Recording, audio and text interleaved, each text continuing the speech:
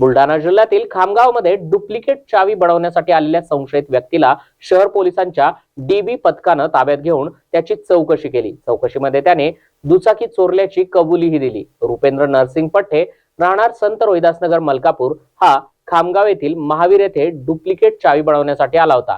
तिथे असलेल्या डीबी पथकाला त्याच्यावर संशय आला। पोलिसांनी त्याला चौकशीसाठी ताब्यात घेतलं। त्यावेळी त्याने उडवाउडवीची उत्तरं दिली। पोलिसांनी त्याला पोलीस ठाण्यामध्ये आणलं। त्यानंतर त्याने 4 दुचाकीची चोरी केल्याचं कबूलही केलंय। त्यावरून पोलिसांनी त्याच्या ताब्यातून जलम, नांदुरा, मलकापूर, भुसावळ आणि मूर्तिजापूर येथून चोरी केलेल्या एकूण 10 दुचाक्या जप्त केल्या। तर त्याला न्यायालयामध्ये हजर केलं असता न्यायालयाने रुपेंद्र पठ्ठे याला 5 दिवसांची पोलीस कोठडी सुनावली आहे। रुपेंद्र पठ्ठे नावाचा इसम राहणार मलकापूर रोहिदासनगर हा खामगाव शहरात महावीर चौक भागामध्ये चावी बनवण्यासाठी आला होता, मोटरसायकलची चावी।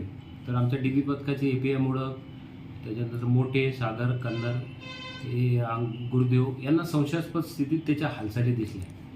त्यांनी त्याला पोलीस स्टेशन आणलं। त्याच्यानंतर त्याला विचारपूस केली असताना त्याच्याजवळ जी मोटरसायकल होती ती पण चोरीची असल्याचा त्यांनी कबुली दिली। त्यानंतर त्याला सखोल आमच्या पोलीस स्टेशनच्या मोटरसायकल चोरीच्या गुन्ह्यामध्ये अटक केली। अटक केल्यानंतर मान्य न्यायालयाकडून त्याचा PCR घेतला आणि तो 4/1/2025 पर्यंत आमच्या पोलीस कस्टडी रिमांडमध्ये आहे।